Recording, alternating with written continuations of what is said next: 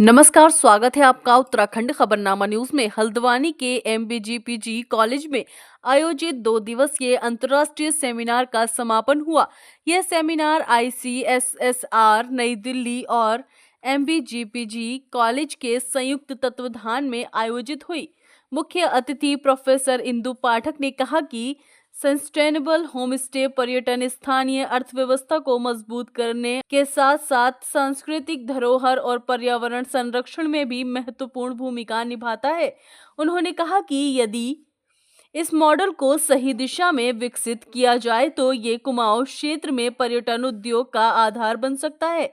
दो दिन का ये एमबीपीजी कॉलेज के सोशियोलॉजी डिपार्टमेंट ने जो सेमिनार किया, बहुत ही सिग्निफिकेंट विषय है, सार्थक विषय है, क्योंकि टूरिज़्म जो है उत्तराखंड का एक कहना चाहिए कि उद्यम बन गया है, महत्वपूर्ण उद्यम।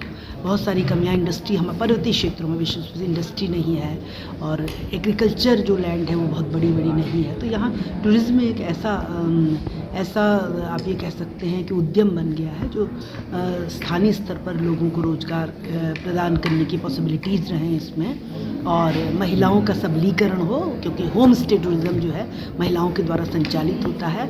एक माइग्रेशन की बहुत बड़ी प्रॉब्लम है उत्तराखंड के, पर्टिकुलरली पर्वतीय क्षेत्रों की। यदि हम होम स्टे उन जगहों पर संचालित कर सकें, मोटिवेट कर सकें, तो पलायन की समस्या भी बहुत दूर हो सकती है।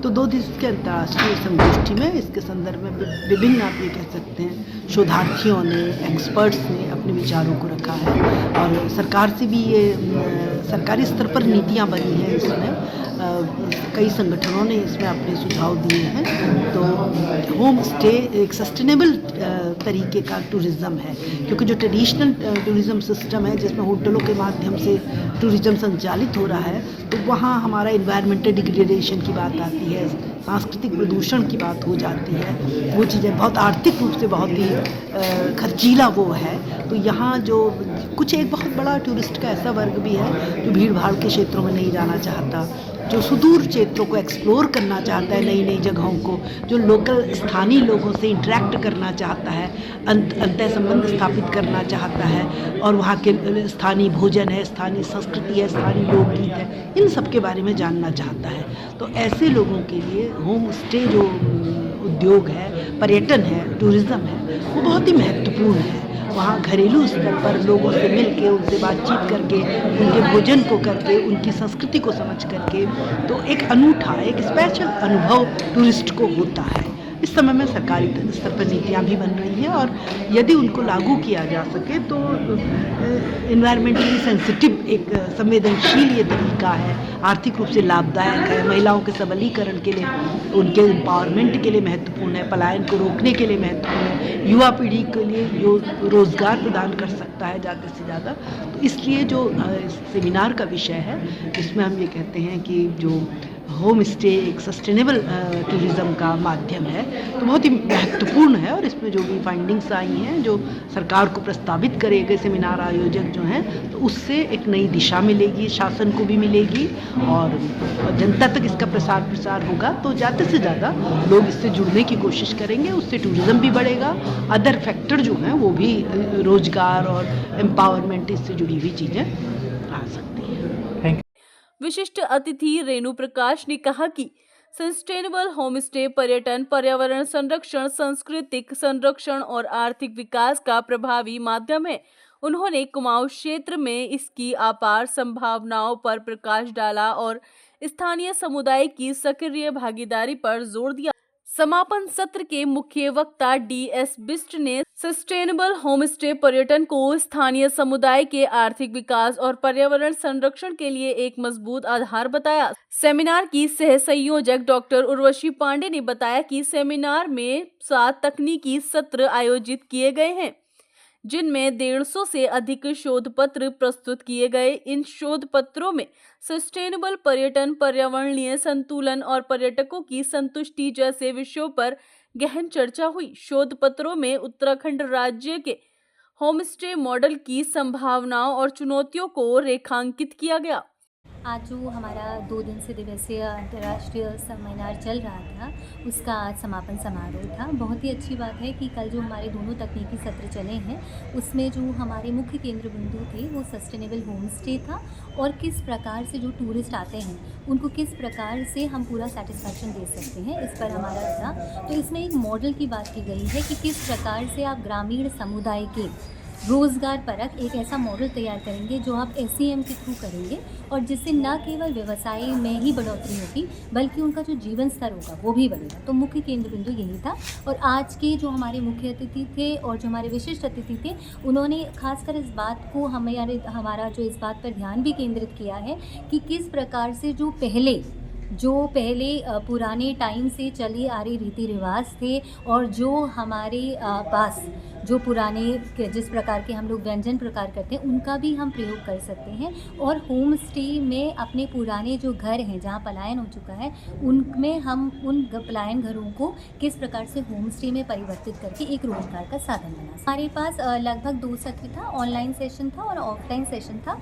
ऑनलाइन सेशन के माध्यम से ज़्यादा पार्टिसिपेंट्स ने अपना पेपर प्रेजेंट किया है क्योंकि जैसा कि आप लोगों को विदित है कि कल उत्तराखंड में राष्ट्रीय खेल का भी समापन था, तो हमने उन लोगों को ये अपॉर्चुनिटी दी थी कि वो ऑनलाइन माध्यम से करें। तो ऑनलाइन माध्यम से कुल मिलाकर 109 जो प्रतिभागी हैं उन्होंने अपना पेपर हमें प्रस्तुतिकरण किया है और ऑफलाइन माध्यम में न केवल हमारे शोधार्थी थे परंतु जो विभिन्न राज्यों से आए हुए हमारे वक्ता थे और जो होम स्टे के मैनेजर्स थे उन्होंने भी हमारे सामने सम्मुख अपनी बातें रखी हैं और पेपर प्रेजेंट मिले, वो कुल मिलाकर 170 के करीब थे। सेमिनार के समापन पर आयोजक प्रोफेसर कमरुद्दीन ने कहा कि यह सेमिनार शोधार्थियों और नीति निर्माताओं को सस्टेनेबल होमस्टे पर्यटन के क्षेत्र में नई दिशा देगा। उन्होंने शोधकर्ताओं से अपील की है कि वे अपने शोध को व्यवहारिक रूप से लागू करने का प्रयास करें क्योंकि इन सेमिनार का उद्देश्य कुमाऊं क्षेत्र में सस्टेनेबल होमस्टे पर्यटन को बढ़ावा देना और स्थानीय समुदायों की आर्थिक विकास को प्रोत्साहित करना है। मुझे इस कार्यक्रम का कन्वीनर और रिसर्च प्रोजेक्ट डायरेक्टर होने के नाते धन्यवाद ज्ञापित करने के लिए आमंत्रित किया गया है। सबसे पहले मैं धन्यवाद ज्ञापित करता हूं उस परमपिता परमेश्वर को जिसकी छत्र छाया में ये कार्यक्रम संपन्न हुआ। मैं धन्यवाद ज्ञापित करता हूं देवभूमि उत्तराखंड के समस्त देवी देवताओं को जिनके आशीर्वचन से ये कार्यक्रम संपन्न हुआ और आगे इनका आशीर्वाद मुझे मिलेगा। मैं धन्यवाद ज्ञापित करता हूं उन सभी शोधार्थियों का जिनके शोध पत्र हमारे इस प्रोजेक्ट वर्क को संचालित करने में काम आएंगे। मैं धन्यवाद ज्ञापित करता हूं उन सभी समस्त अपने प्राध्यापक साथियों का जिनके सहयोग से ये कार्यक्रम हुआ। मैं अपने साथियों के लिए एक शब्द कहना चाह रहा हूं। मैं यकीन मानिए क्योंकि मुझे पता है मैं मनुष्य हूं। आपको बता दूं जब मेरा जो अपना ख्याल है जब इस सृष्टि की रचना हो रही थी, विज्ञान वाले भी मेरी बात को नकारेंगे नहीं, सबसे अंत में मानव का जन्म हुआ, विकास हुआ। तो ब्रह्मा जी जब सृष्टि की रचना कर रहे थे, मिट्टियों से कभी किसको बनाया कभी किसको बनाया, सारा अब्स्ट्रैक्ट मटेरियल जो बच गया उससे मनुष्य को बनाया। उन्होंने देखा ये बड़ा खतरनाक जीवन, भगवान को सिर्फ मानव ही मानते हैं। तो मैं चूंकि अब्स्ट्रैक्ट मटेरियल का समापन सत्र का संचालन डॉक्टर प्रभा पंत ने किया। उन्होंने अपनी कविता के माध्यम से महिलाओं के संघर्ष और सशक्तिकरण को रेखांकित किया। मैं कहना ये चाहती हूँ कि वास्तव में एक बहुत महत्वपूर्ण विषय था होम स्टे जो टूरिज्म है क्योंकि आज रोज़गार की दृष्टि से ये अत्यंत महत्वपूर्ण है। इससे लोगों को बहुत मार्गदर्शन हुआ होगा, मुझे ऐसा लगता है, क्योंकि जो नगर पालिका क्षेत्र से बाहर का जो हिस्सा है, यानी ख़ास तौर से ग्रामीण हिस्से की मैं बात करना चाहूँगी, आज ना उससे लोगों को रोज़गार मिल रहा है। वो जो गांव हमारे उजड़ चुके थे, वो गांव पुनः बसते हुए से प्रतीत हो रहे। ख़ासतौर से कोरोना के बाद हमारे युवाओं ने जाना कि हमारे पहाड़ में कितना कुछ है। हम बाहर नगरों की तरफ भाग रहे हैं, वहाँ ज़मीन खरीद रहे हैं, यहाँ किराए पे ले रहे हैं, तो हमारे जो गांव उजड़े हुए हैं, घर उजड़े हुए हैं, वो उसको बसाने का प्रयास कर रहे हैं इस बहाने से। क्योंकि जब कोई पर्यटक हमारे पहाड़ की तरफ आता है शांति के लिए, एकांत के लिए, तो वो ऐसे स्थानों पर जाना चाहता है जहाँ वो आराम से एकाकीपन को महसूस कर सके, और जिस क्षेत्र में जा रहा है वहाँ की संस्कृति को जाने, वहाँ के लोगों के व्यवहार को जाने, समाज को समझे।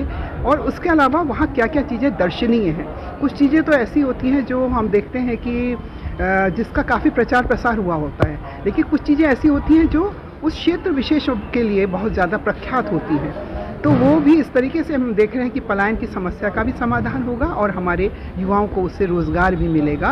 और उसमें क्या क्या और सुधार हो सकते हैं, हमारी सरकार के साथ मिलकर हम क्या क्या कार्य कर सकते हैं। जैसे हम बोलते हैं कि आज कनेक्टिविटी की ज़रूरत है, क्योंकि इंटरनेट होगा तो और ज़्यादा पर्यटक हमारे उस तरफ आएंगे। उसके कारण भी कभी कभी लोग उस सुविधा से वंचित रह जाते हैं।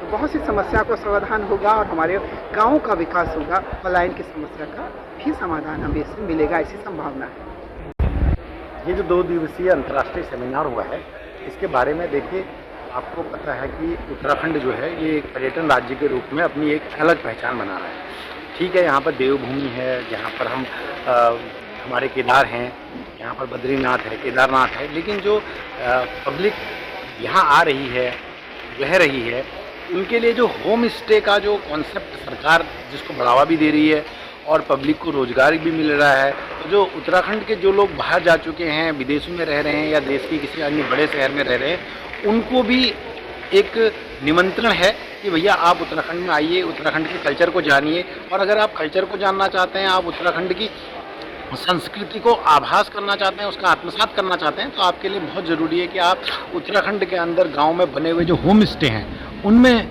आप स्टे कीजिए और होम स्टे को समझिए।